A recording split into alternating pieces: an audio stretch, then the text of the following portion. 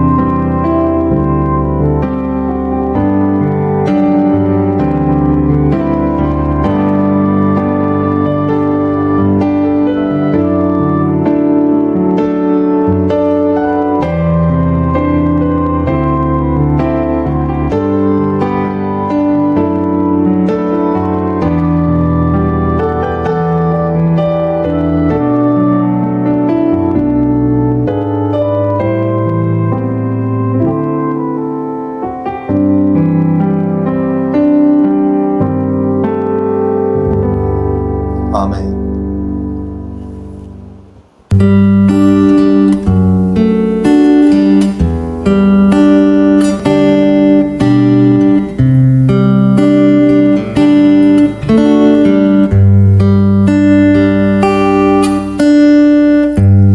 약할 때 강함 되시는 나의 보배가 되신 주 나의 모든 것 주 안에 있는 보물을 나는 포기할 수 없네. 주 나의 모든 것 예수 어린 양 존귀한 이름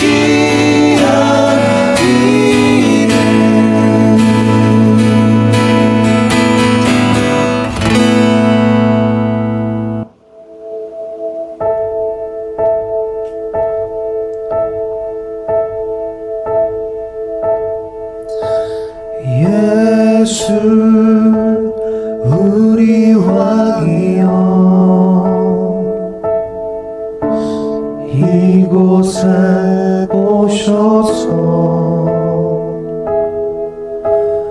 보좌로 주여 임하사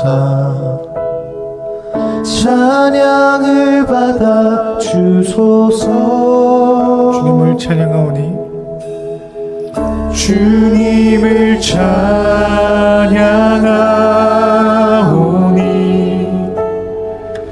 주님을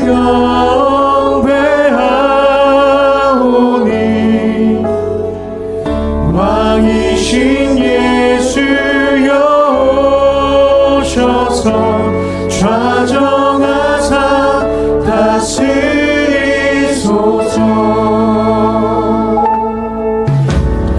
예수 우리 왕이여 이곳에 오소서. 이곳에 오소서. 보좌로 주여 임하사 찬양을 받아 주소서. 주님을 찬양하오니 주님을 찬양하오니 주님을 경배하오니 왕이신 예수여 오셔서 좌정하사 다스리소서. 예수 우리 왕이여 예수 우리 왕이여 이곳에 오소서. 이곳에 오소서. 보좌로 주여 임하사 찬양을 받아 주소서. 주님을 찬양하오니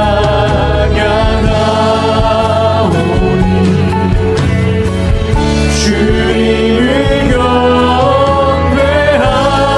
경배하오니 왕이신 예수여 오셔서 좌정하사 다스리소서. 아멘.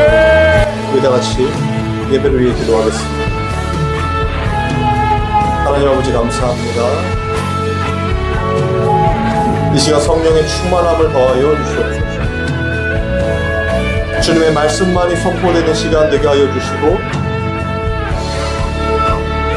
온전히 성령의 인도하심을 따라 순종하고 복종하는 참된 하나님 형상의 회복이 우리 성도들 가운데 일어날 수 있도록 역사하여 주시옵소서. 모든 걸 주님께 맡기며 나아갑니다. 우리의 하나하나 이것을 투족을 주장하여 주시고 나의 원대로 마옵시고 아버지 뜻대로 하옵소서 하신 그 겟셋만의 기도의 삶을 살아갈 수 있도록 인도하여 주시옵소서. 감사를 드리며 예수님의 이름으로 기도합니다. 아멘. 하나님의 말씀 보겠습니다. 하나님의 말씀은 사도행전 9장 26절에서 31절 말씀입니다.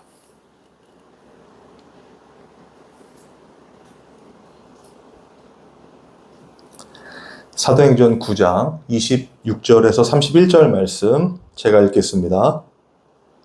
사울이 예루살렘에 가서 제자들을 사귀고자 하나 다 두려워하여 그가 제자됨을 믿지 아니하니 바나바가 데리고 사도들에게 가서 그가 길에서 어떻게 주를 보았는지와 주께서 그에게 말씀하신 일과 다메섹에서 그가 어떻게 예수의 이름으로 담대히 말하였는지를 전하니라. 사울이 제자들과 함께 있어 예루살렘에 출입하며 또 주 예수의 이름으로 담대히 말하고 헬라파 유대인들과 함께 말하며 변론하니 그 사람들이 죽이려고 힘쓰거늘 형제들이 알고 가이사랴로 데리고 내려가서 다소로 보내리라. 그리하여 온 유대와 갈릴리와 사마리아 교회가 평안하여 든든히 서가고 주를 경외함과 성령의 위로로 진행하여 수가 더 많아지니라. 아멘. 기도하겠습니다.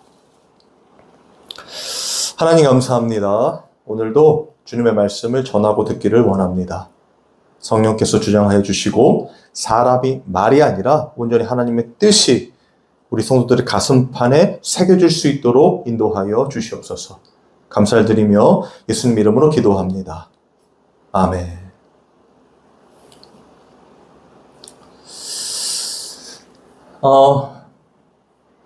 여러분, 우리가 이 땅을 살아가는 것이 결코 녹록지 않습니다. 특히 이 성도로 살아가는 것이. 왜냐하면 하나님의 일 자체가 늘 제가 강조드리지만 성령의 조명하심이 아니고는 깨달을 수 없기 때문에. 여러분, 항상 이것을 전제할 수 있어야 돼요. 우리가 스스로 하나님을 믿을 수 없고 알 수 없고 깨달을 수 없다는 것. 그리고 이미 하나님의 사람으로 살아간다 할지라도 여전히 성령께서 인도해 주시지 않고 깨닫게 해 주시지 않으면 우리는 세상의 그 죄와 사망의 법 아래 살고 있기 때문에, 다른 말로 우리의 원죄, 우리의 욕망, 이 나를 위해 살아가고자 하는 그 자아 숭배에 빠질 수밖에 없기 때문에 우리는 하나님을 이해할 수 없습니다, 여러분. 점점 더 우리 삶에 내가 주체가 돼서 했던 모든 그런 삶의 영역들이 줄어들고 하나님의 통치를 받는 하나님의 영역이 넓어지고 점점 커질 수는 있어도 그것이 어떤 득도와 어떤 레벨이 올라가고 경지에 이르고 성리에 이르는 그런 순으로 되는 게 아니라 그때마다 성령께서 깨닫게 해 주셔야, 하나님께서 이렇게 우리를 인도하고 계시는구나. 우리가 이렇게 거룩하게 변화되어 가고 있구나를 알게 된다는 거예요. 성령이 주체지 우리가 주체가 아니라는 것입니다. 여러분, 오늘 제가 이 기이한 일, 제목이 기이한 일이거든요.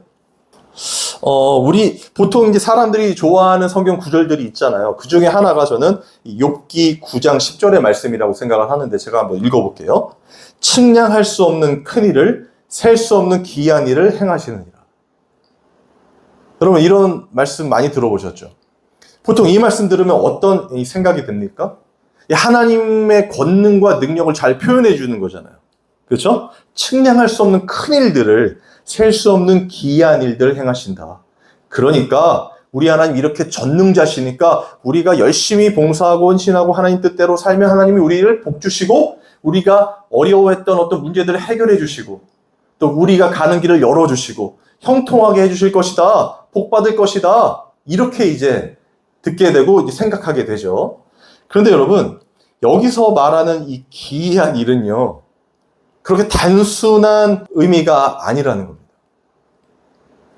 항상 강조드리는 것, 하나님을 우리 뜻대로 이렇게 사용할 수 있습니까? 그러니까 하나님이, 우리가 막 열심히 무엇인가를 해서 하나님의 보좌를 막 흔들면 흔들리나요, 보좌가? 그래서 그래, 알았다, 착하고 충성된 종아, 내가 복 줄게, 그거 해결해 줄게, 이렇게 되는 건가요? 여러분, 이런 메커니즘은 세상 종교예요. 기독교는 절대 그런 종교가 아닙니다. 하나님이 그냥 하시는 일에 우리가 그냥 끌려가는 거예요. 우리는 악이라서 그 선을 쫓아갈 수 없는데, 하나님은 빛이라서 어둠은 사라져야 하는데, 예수 그리스도의 보혈로 덮여있기 때문에 우리가 빛으로, 우리 중심에 예수 그리스도로 말미암아 하나님의 그 선하심으로 빛으로 나아가게 되는 것이지, 우리가 무엇인가를 원해서 하나님께 이렇게 해드렸으니까 하나님 이거 해주십시오 할 수 있는 그런 이 계제, 존재 자체가 될 수 없다는 겁니다. 여기서 출발이에요, 기독교는. 오늘 제가 읽었던 욥기 9장 10절 말씀도 배경을 잘 아셔야 합니다. 여러분, 욥기가 어떤 거죠? 욥이 하나님의 사람으로서 정말 모든 사람들이 칭송할 만한 하나님의 말씀을 지키는 자로 살고 있었잖아요. 근데 갑자기 마귀가 어떻게 하죠? 하나님께 쟤 그냥 다 모든 걸 가져가 버리면 쟤는 분명히 하나님을 배신할 겁니다. 뭐 이런 스토리 아닙니까? 그런 가운데 진짜 모든 것들을 앗아가고 몸도 병에 걸려서 막 힘들어하는 그 순간에 이 욥기서 9장은 이 친구들과 변론하는데 나온 말씀이란 말이에요. 변론한 가운데. 그러면 생각해 보세요. 이게 욥기서 9장 1절에서 10절의 내용을 제가 좀 요약해서 말씀드릴게요. 그러니까 이때 뭐라고 하냐면 욥이 이렇게 대답하는 거예요. 진실로 내가 이 일이 그런 줄 알거니와 인생이 어찌 하나님 앞에 의료라. 사람이 하나님께 변론하기를 좋아할지라도 첫마디에 한마디도 대답하지 못하리라. 그가 진노하심으로 산을 무너뜨리시며 옮기실지라도 산이 깨닫지 못하며 그가 땅을 그 자리에서 움직이시니 그 기둥들이 흔들리도다. 그가 해를 명하여 뜨지 못하게 하시며 별들을 가두시도다. 여러분 지금 친구와 변론하는 가운데 이제 욥이 하는 얘기예요. 이해가 되시죠? 이렇게 하나님이 하시는 일들이 이런 일들이야. 그러면서 이 9장 10절의 말씀을 얘기하는 겁니다.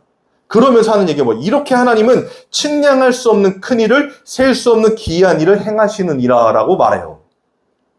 자, 그러면 제가 처음에 설명했던 대로 많은 사람들이 생각하는 그런 하나님은 엄청난 전능자셔서 우리를 도와주실 것이다. 이런 내용이 아니죠. 그렇죠? 이해할 수도 없고 깨달을 수도 없다. 하나님과 변론할 수 있는 존재 자체가 안 된다. 이런 얘기잖아요. 그러니까 하나님은 인간이 할 수 없는, 전혀 이해할 수 없는, 측량할 수 없는 큰 일을, 셀 수 없는 기이한 일, 그 일을 하시는 분이야 라는 걸 설명하는 거란 말이에요. 이해가 되십니까? 우리의 기준을 넘어선 거예요. 여러분, 이 기이한이라는 단어는 원어로 팔라라는 단어거든요. 그 세 가지 의미를 함축하고 있습니다. 그 첫 번째는 구별이에요. 그러니까 일반적인 이 땅에서 어떤 것에 구별되어서 매우 특별한 것을 말할 때 기이한이라는 단어, 이 팔라라는 단어를 쓰고요. 또 두 번째는 인간의 한계를 초월했을 때 우리의 기준을 초월한 거란 말이에요. 세 번째는 뭐냐? 숨겨지고 비밀스럽고 무언가 감춰진 거라는 거예요. 그러니까 하나님이 하시는 일을 기이한 일로 표현했을 때 성경이 어떤 거예요? 인간의 한계를 초월하고, 그렇죠? 그리고 구별되어 있으며, 완전히 구별되는 거룩이잖아요. 구별되어 있으며 숨겨지고 비밀스러운 거라는 거예요. 여러분, 이런 의미입니다, 이게. 그래서 하나님의 하시는 일을 사람들이 깨달을 수 있어요, 없어요? 없잖아요. 그래서 천국 비유에서 예수님이 밭에 감추인 보화라는 표현을 쓰잖아요. 그렇죠? 근데 밭은 사람들이 계속 캐는 거 아닙니까? 계속 심고 하는 거 아닙니까? 뭘 감춰요? 보이지 않는 걸 말하는 겁니다. 예수님이 비유로 말씀하시는 거 제가 예수님의 비유에서 말씀드렸어요. 설교할 때. 이해하기 쉽게, 사람들이 깨닫기 쉽게, 예수 잘 믿게 만들려고 하시는 게 아니죠? 들어도 듣지 못하고 보아도 보지 못하게 만드신단 말이에요. 뭐가?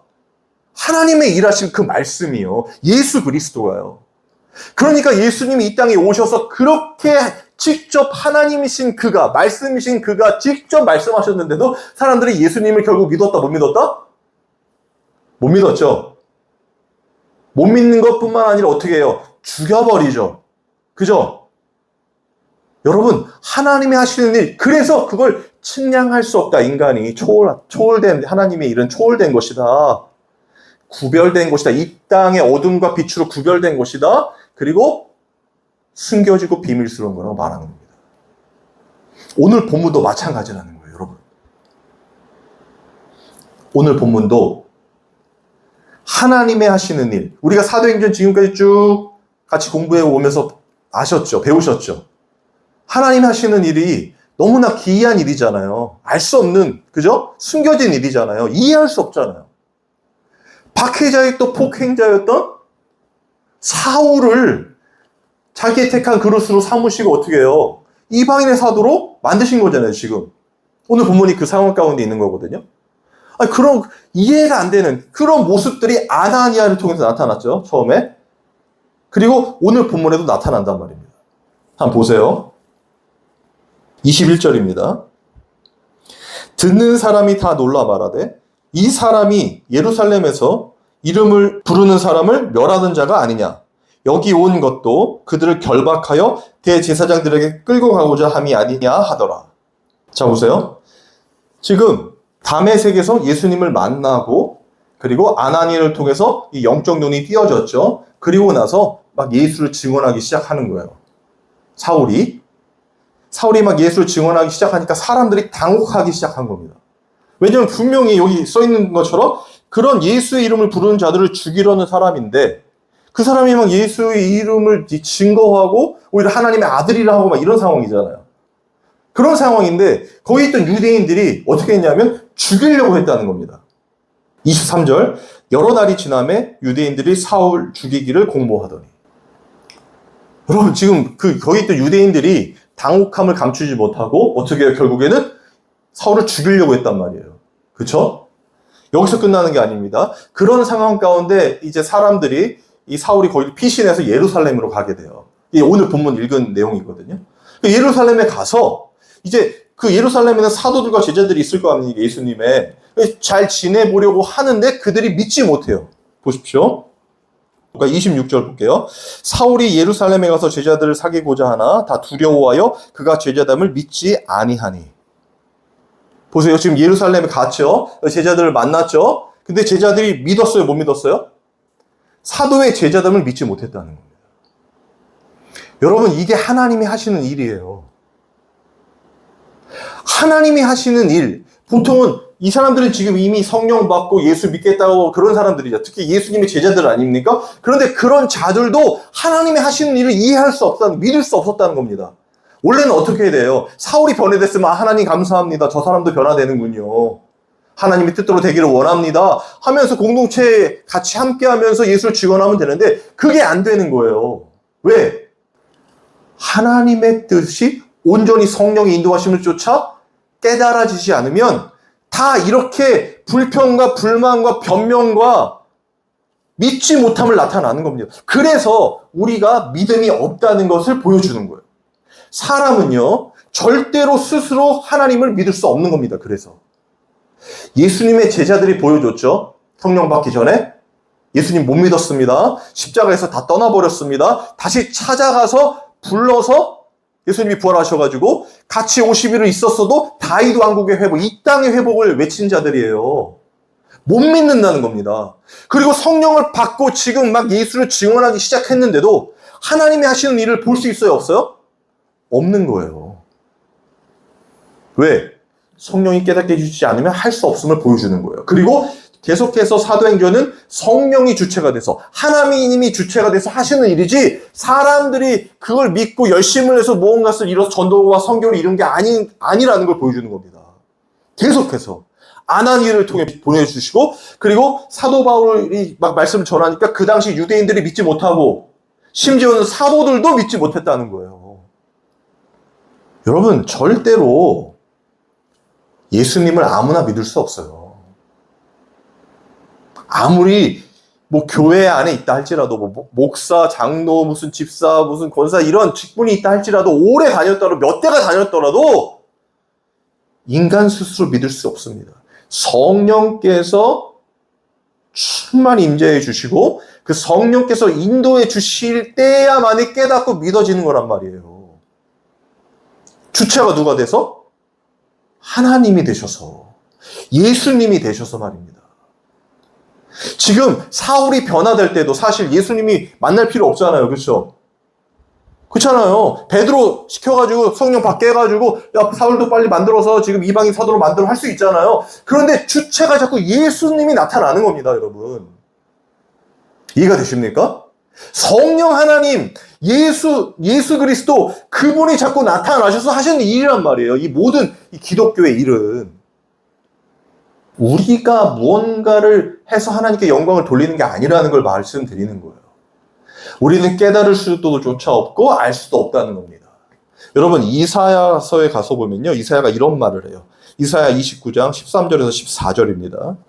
주께서 이르시되 이 백성이 입으로는 나를 가까이 하며 입술로는 나를 공경하나 그들의 마음은 내게서 멀리 떠났나니 그들이 나를 경외함은 사람의 계명으로 가르침을 받았을 뿐이라.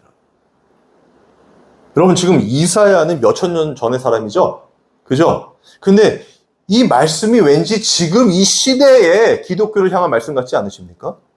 보세요. 주께서 이르시되 이 백성이 입으로는 나를 가까이하며 입술로는 나를 공경하나 그들의 마음은 내게서 멀리 떠났나니 그들이 나를 경외함은 사람의 계명으로 가르침을 받았을 뿐이다. 여러분, 성령이 아니고는 절대로 예수님을 믿을 수 없다는 걸 보여주는 거예요. 그리고 14절, 여기가 중요하죠. 그러므로 내가 이 백성 중에 기이한 일, 곧 기이하고 가장 기이한 일을 다시 행하리니 그들 중에서 지혜자의 지혜가 없어지고 명철자의 총명이 가려지리라. 여러분, 지금 그런 상황, 이런 상황에서 하나님이 하시는 일이 뭐예요? 이 백성 중에서 기이한 일을 하시는데 기이하고 가장 기이한 일을 하신대요. 그게 뭐예요? 명철자들, 지혜자들의 지혜가, 명철이 사라진다는 겁니다. 깨달을 수 없다는 겁니다, 하나님을. 아무리 투명하고, 아무리 공정하고, 많은 사람들 전도해가지고 사람 많이 모이고, 막, 무슨 세션이 엄청나고, 하나님 영광 돌린다고 무슨 어디에 모여서 예배를 드리고 해도, 여러분, 사람의 계명으로 가르쳐서, 하나님, 우리의 전능자, 우리의 구원자, 아무리 외쳐도, 하나님 어떻게 하신다는 거예요? 성령의 역사하심이 아니고는 다 그들의 지혜가 오히려 맹인의 눈으로 막 바꿔버린다는 겁니다. 맹인이 맹인을 인도하는 그런 암흑의 시대를 만들어 버리신다는 거예요. 왜? 하나님이 주체가 돼서 하시는 하나님의 일은 기이한 일이기 때문에. 인간이 깨달을 수 없기 때문에. 전적으로 성령의 인도하심을 쫓아 순종하고 복종하는 그 삶의 그 참된 신앙생활을 살지 않으면 절대로 할 수 없다는 겁니다. 주체가 하나님이세요. 주체가 예수 그리스도세요, 여러분. 여러분, 이것이 진짜 기독교의 본질입니다. 사도 바울이 변화됐잖아요. 다 원하는 거 아닙니까? 그렇게 박해자여 폭행자였던 거가 변화되면 다 하나님께 영광을 돌리고 찬양하고 간증 집회하고 이래야 되잖아요. 그런데 그를 믿지 못한단 말입니다, 사람들이. 하나님의 메신저였던 아나니아도 그렇고, 그렇죠? 주변에 그 말씀을 들었던 이스라엘 그 유대인들도 그렇고, 심지어는 사도들도 믿지 못했어요. 그런데 그거 누가 하고 있는 일이에요? 사울 혼자 그냥 막 흥분해서 하는 겁니까? 아니죠. 성령이 충만히 임한 하나님의 사람이 하고 있는 거잖아요. 그렇죠? 누가 주체가 돼서? 예수 그리스도가 주체가 돼서.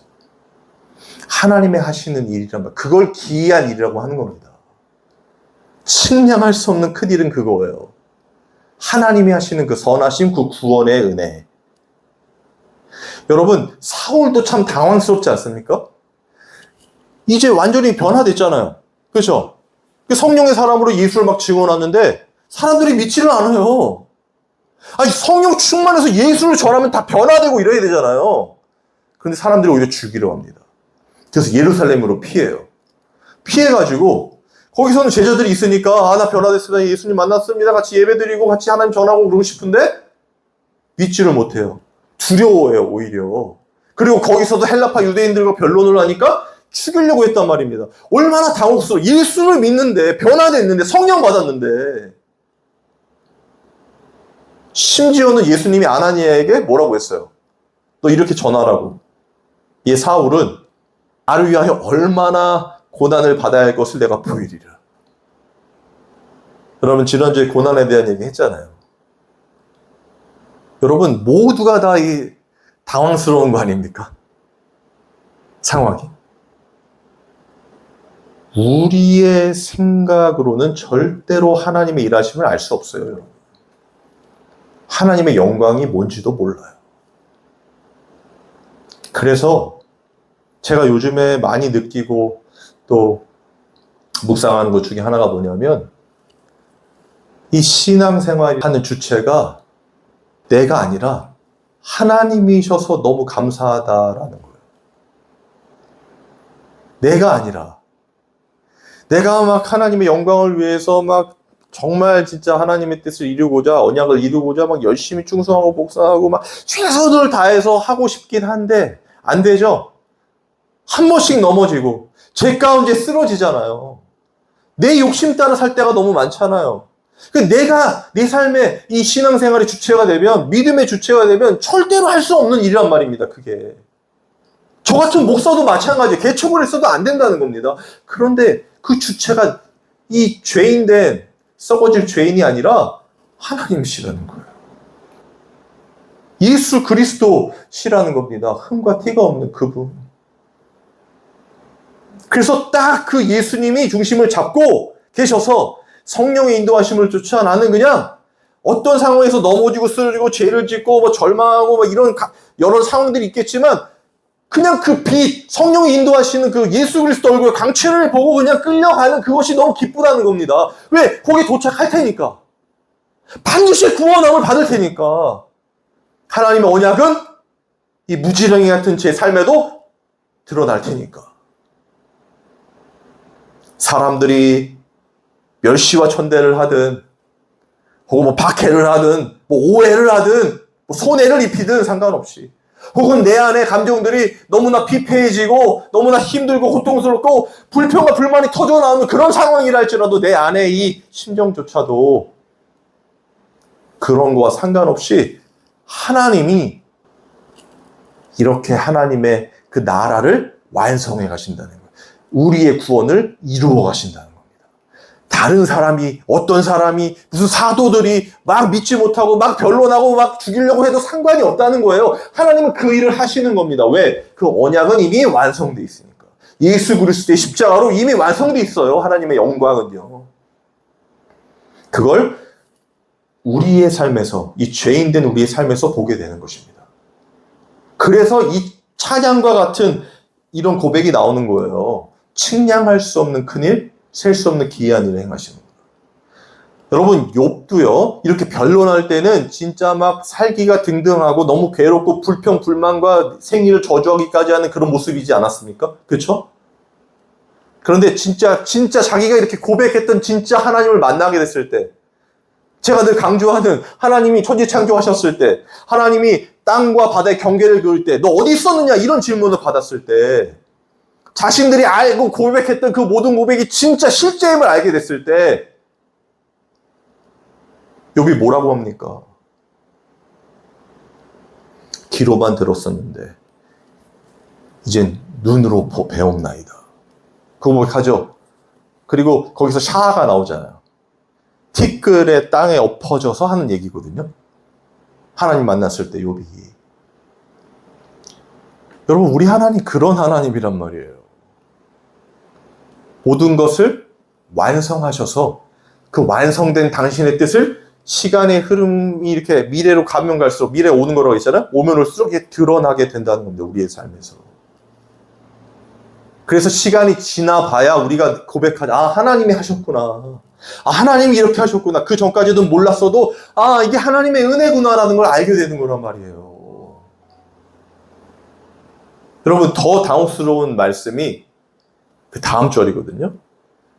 사도를 만나서 죽이려고 하고 아마 그런 상황까지 막 일어났잖아요. 그렇죠? 중간에 이제 바나바가 이 사울이 어떻게 예수님을 만나고 다메섹에서, 그리고 어떻게 말씀을 전하고 한 걸 막 설명을 해요. 사도들한테. 봤으니까. 그래서 이제 다 이해하고 서로 같이 있고 막 이러다가 결국에 헬라파 유대인들이 죽이려고 하니까 이제 다소로 보내지거든요. 다소는 고향입니다. 사울이 그걸로 보내져요. 그리고 나서 성경이 뭐라 하는지 한번 보세요. 31절입니다. 그리하여 온 유대와 갈릴리와 사마리아 교회가 평안하여 든든히 서가고 주를 경외함과 성령의 위로로 진행하여 수가 더 많아지니라. 여러분, 갑자기 해피엔딩이죠.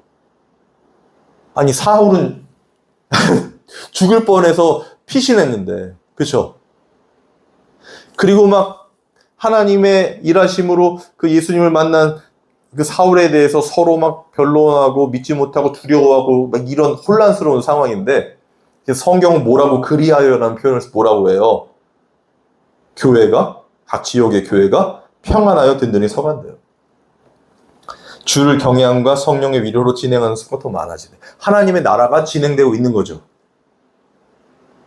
여러분, 이게 진짜 큰 은혜로 여러분들에게 다가가게 되기를 바랍니다.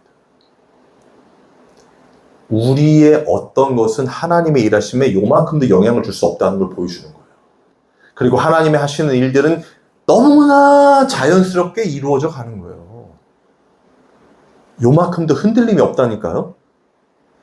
여러분, 요즘에 교회가 막 무너지고 이단한테 뭐 넘어가고 막 무슨 뭐 이슬람이 덮치고, 여러분 아무 상관없습니다. 우리 하나님의 나라, 하나님의 교회는 흔들림이 없다니까요. 우리가 생각한 우리의 기준으로의 교회 건물, 사람 수, 그쵸? 그리고 무슨 뭐 큰 어떤 뭐 가치, 뭐 건물 막 이런 거에, 세력 이런 거에 우리가 기준을 두고 보니까 그렇지, 그런 거와 상관없이 하나님의 일은 계속 하나님의 뜻대로 이루어져 가고 있는 거예요. 완성돼 있다니까요. 그러면 그런 것들에 현혹되거나 흔들릴 필요가 없죠? 하나님이 내 안에 주신 성령께서 인도하시는 대로 하루하루를 그 성령의 인도하심을 쫓아 순종하고 복종하는 삶을 살면 되는 거예요. 사라지게 하시는 대로 살면 되는 겁니다. 그 안에서 죄를 짓게 되면 죄를 짓는 그 순간에 예수 그리스도를 다시 보고, 고난 중에 보게 되는 예수 그리스도 설명드렸죠. 그러면서 예수님만이 우리의 구원자이심을 깨닫게 되는 그 삶을 살아가면 그게 하나님의 영광이 되고 하나님의 통치를 받는 하나님 나라가 되는 거예요. 그리고 하나님의 일하심이 참 기이하구나. 내 삶에서도 일하시는 그 하나님의 일은 기이하구나. 여호와는 나의 목자시니 내게 부족함이 없구나. 그분만이 나의 목자가 되시니 부족함이 없습니다. 그 진짜 성도의 신앙생활을 하게 된다니까. 성경이 기록하고 있잖아요. 지금 이 말은 뭡니까? 결국에 하나님이 당신의 교회를 이루어 가신다는 거죠. 근데 거기에 뭐예요? 평안이라는 표현을 쓴단 말이에요. 평안. 평안하지 않잖아요, 지금. 앞으로도 평안하지 않습니다, 막. 그죠? 박해가 일어나고 막 여러 가지 사건들 막 있잖아요. 평안이라는 표현을 써요. 그리고 든든히 서간다는 거예요, 여러분. 우리의 연약함과 불안함과 이런 조급함과 무슨 감정과 상황이 아니라 하나님은 견고하시기 때문에 반드시 어떻게 해요? 든든히 서가는 거예요. 평안 안에서. 그래서 예수님이 말씀하셨잖아요. 요한복음 14장 26절에서 27절입니다. 보혜사 곧 아버지께서 내 이름으로 보내실 성령 그가 너희에게 모든 것을 가르치고 내가 너희에게 말한 모든 것을 생각나게 하리라. 27절 평안을 너희에게 끼시노니 곧 나의 평안을 너희에게 주노라. 내가 너희에게 주는 것은 세상이 주는 것 같이 아니하니라. 너희는 마음에 근심하지도 말고 두려워하지도 말라. 여기서 아멘이 터지면서 막 할렐루야 하는 거 알겠습니까?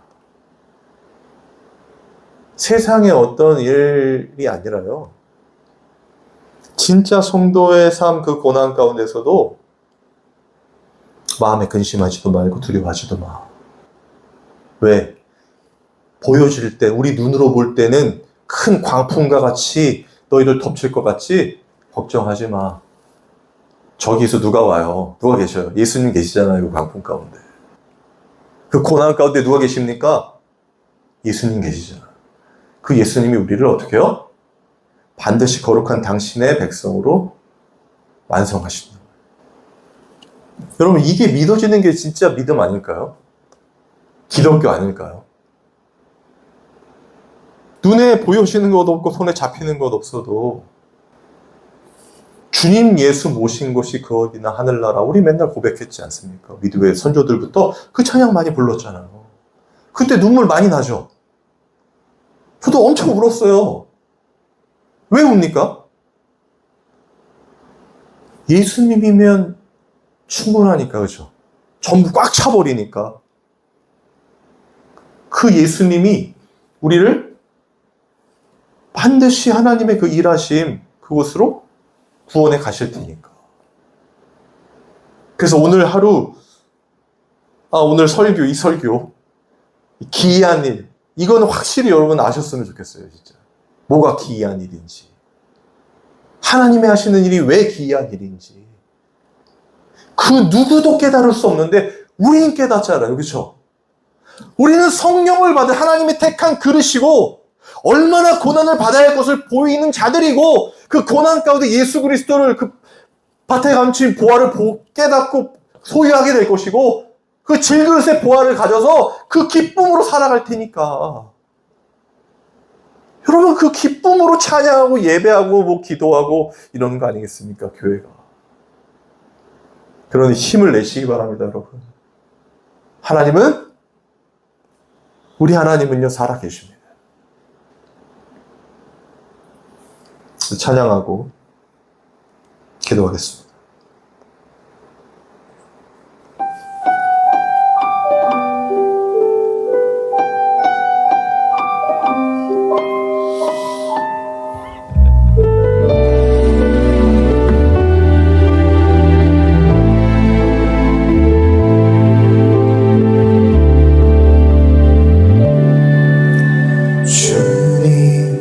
제 마음이 너무 둔해서 주님을 볼 수 없습니다.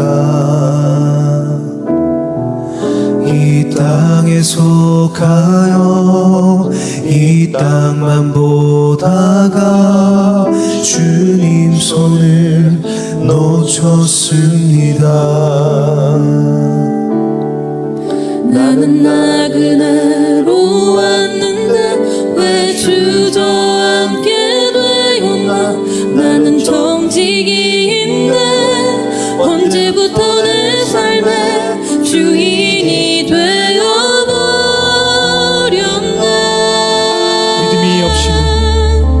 믿음이 없이는 기쁘시게 못하나니 고된 수고도 다 헛될 뿐이라. 믿음이 없어서 무너진 삶의 모든 자리에 다시 주님을 기다립니다. 주님 제 마음이 제 마음이 너무 둔해서 주님을 볼 수 없습니다. 이 땅에 속하여 이 땅만 보다가 주님 손을 놓쳤습니다. 나는 나그네로 왔는데 왜 주저앉게 되었나. 나는 정직인데 언제부터 내 삶의 주인이 되어버렸나. 믿음이 없이는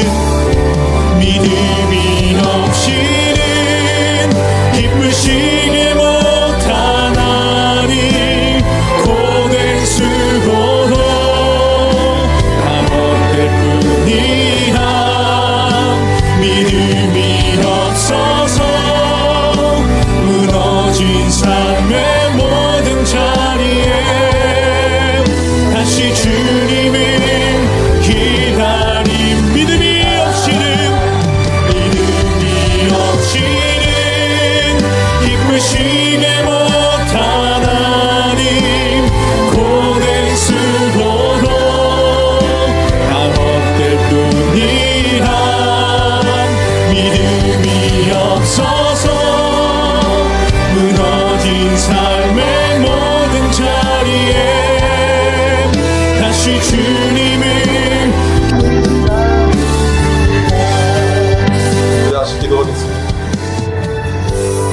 아버지 하나님, 우리의 연약함을 아시는 주님, 늘 죄송하고 면목 없고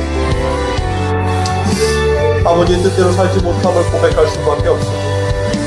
그럼에도 불구하고 창세전에 우리를 택하여 주시고 우리를 불러주시고 예수 그리스도를 믿게 하여 주시고 성령을 부어주셔서 아무도 깨달을 수 없고 믿을 수 없는 온전한 복음을 알게 하시고 또한 거룩한 하나님의 백성으로 인도해 가시는 이 놀라운 은혜, 아버지 하나님의 순간순간 우리 성도들이 깨닫고 누리게 되기를 원합니다. 하나님 인도하여 주시고 역사하여 주시며 온전히 하나님의 살아계심을 우리 성도들의 삶에서 나타내 주시옵소서. 아버지 모든 주님께 맡기며 나아갑니다. 인도해 주시고 역사하여 주시옵소서. 하나님 감사합니다. 우리는 연약하고 부족하고 늘 넘어지고 쓰러집니다. 그럼에도 불구하고 우리 삶의, 우리 신앙의, 우리의 믿음의 주체가 우리가 아니라서 오직 하나님께서 우리의 주체가 되셔서 우리를 인도하시니 너무나 감사합니다. 아버지, 이 같은 정말 큰 일과 셀 수 없는 기이한 일들이 우리의 삶을 더욱더 거룩하게 인도하여 갈 것이고 또 하나님의 통치를 받는 하나님의 나라로 하나님의 영광을 드러내는 삶으로 나아가게 되길 소원합니다. 아버지 하나님, 성령께서 주장하여 주시고 역사하여 주셔서 우리 성도들의 삶이 정말 이 성도의 실존이 되기를, 그리고 거기서 오는 기쁨과 감사로 하나님만을 예배하는 예배자 되기를 간절히 소망하오니 인도하여 주시고 역사하여 주시옵소서. 하나님 감사합니다. 주님 앞에 귀한 예물을 드렸습니다. 유일한 예물 대신 우리 예수님을 깊이 생각하고 묵상하고 동행하는 그 기쁨과 감사가 터지게 하여 주시고, 그리고 정말 하나님의 이 구원의 은혜를 매 순간순간 깨닫고 기쁨과 감사로 살아갈 수 있도록 성령께서 주장하여 주시옵소서. 우리 주 예수 그리스도의 은혜와 하나님의 사랑과 성령의 교통하심이 이 예배에 참여한 모든 성도들 위해 영원토록 함께 있을지어다. 아멘.